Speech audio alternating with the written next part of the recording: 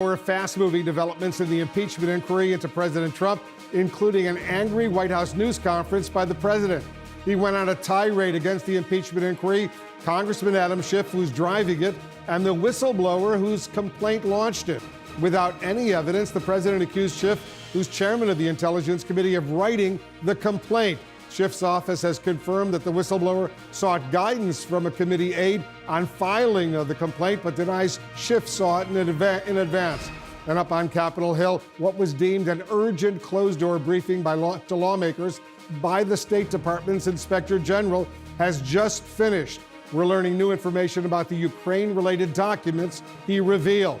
We'll talk about all the breaking news with two key lawmakers in the impeachment inquiry. Congressman Jamie Raskin, he was in the briefing with the State Department Inspector General, and Congressman Andre Carson of the Intelligence Committee. And our correspondents and analysts are also standing by. First, let's go straight to the White House, scene of a truly extraordinary off-the-rails news conference by President Trump just a little while ago. Our chief White House correspondent, Jim Acosta, is on the scene for us. Jim, the president is clearly infuriated by this impeachment probe. Wolf, it looked like a meltdown in real time as President Trump angrily denied any wrongdoing during his phone call with Ukraine's president. The president went after the House Intelligence Committee chairman Adam Schiff, accusing him without evidence of helping write the whistleblower complaint. But the press conference then went off the rails when the president was asked why he was talking about Joe Biden with the president of Ukraine. Sounding like a man backed into a corner, the president railed against the whistleblower whose complaint about Mr. Trump's phone call with the leader of Ukraine sparked the impeachment inquiry. And if you look at this, whistleblowers, which I have a lot of respect for whistleblowers, but only when they're real.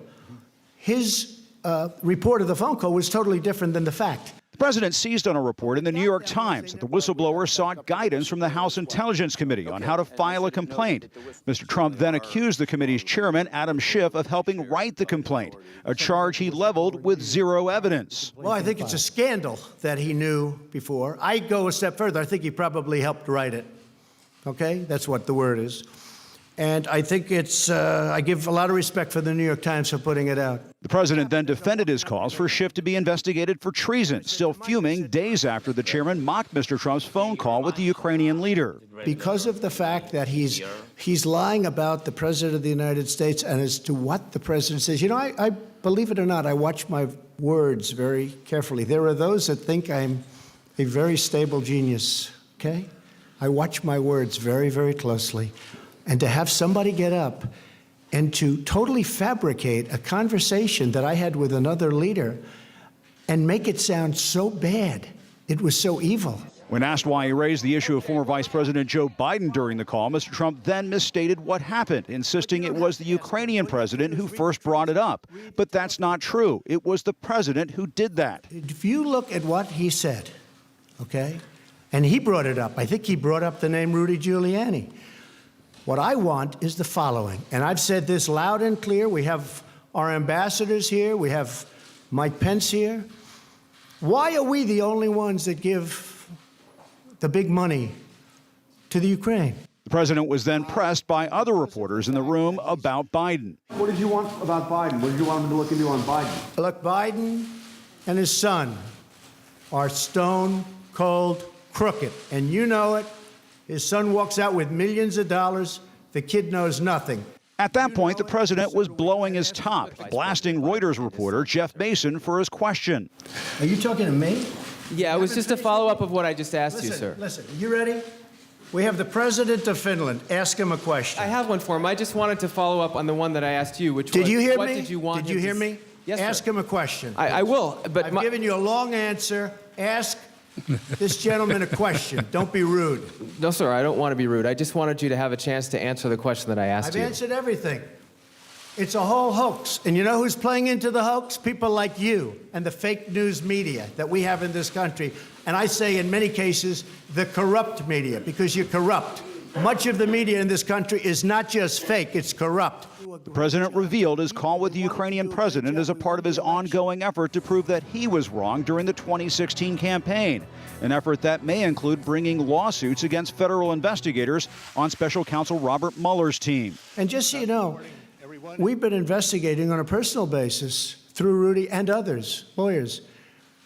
corruption in the 2016 election. We've been investigating corruption because I was going to definitely, but I probably will be bringing a lot of litigation against a lot of people having to do with the corrupt investigation, having to do with the 2016 election. Mr. Trump's tantrum was also playing out earlier in the day in his social media bunker as he tweeted, "The do-nothing Democrats should be focused on building up our country, not wasting everyone's time and energy on bullshit." House Speaker Nancy Pelosi insisted Democrats are pushing forward with their probe. It's unworthy of the Constitution of the United States to do what he did in that call. And he admitted it to me. He said it's perfect. No, it's not perfect. It's wrong.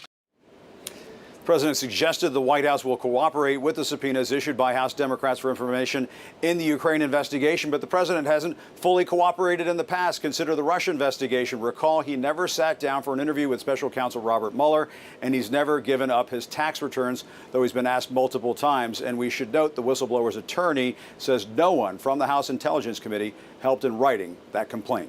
Wolf. All right, Jim, thank you. Jim Acosta at the White House. Let's go to Capitol Hill right now. Our senior congressional correspondent, Manu Raju, is on the scene there for us. Manu, that closed-door briefing by the State Department Inspector General, I take it, has just wrapped up. What are you learning? Yeah, after the Inspector General said this was an urgent briefing and convened several key committees, a lot of members, the member who attended as well as the staffers who emerged, end up scratching their heads after hearing exactly what the Inspector General found, which was a roughly 40-page document full of what one lawmaker, Jamie Raskin, calls conspiracy theories about the Ukraine matter, about Joe Biden, and also targeting the former U.S. ambassador to Ukraine, Marie Yovanovitch, who was recalled from her post in May 2019. Now, the question is, who is pushing this document? The State Department confirmed that it provided the Inspector General with this document that was labeled from the White House. Of course, there was not clear if this was actually written by someone at the White House or this person had any connection to it. But the Inspector General had no idea, according to Jamie Raskin, who wrote this document, what was the motivation behind it, why they were peddling this information. But it sounds, according to the people that we spoke to, the same kind of conspiracy theories that have been pushed about the whole Ukraine matter over the last several weeks. Nevertheless, the questions are emerging from this briefing, why the Inspector General felt it was necessary to call this urgent briefing of members in the middle of this impeachment inquiry. One reason why perhaps is the same former ambassador to Ukraine will be coming behind closed doors, meeting next week with the key House committees. This could be one area of questioning that some of these members plan to ask next week when she does sit down for her closed-door testimony. But nevertheless, this is only raising more questions than answers from people who sat down and are hearing about these documents that were obtained by the Inspector General. Wolf. Manu, at the same time, other House committees are moving forward, issuing subpoenas to the White House. Give us the latest on that front.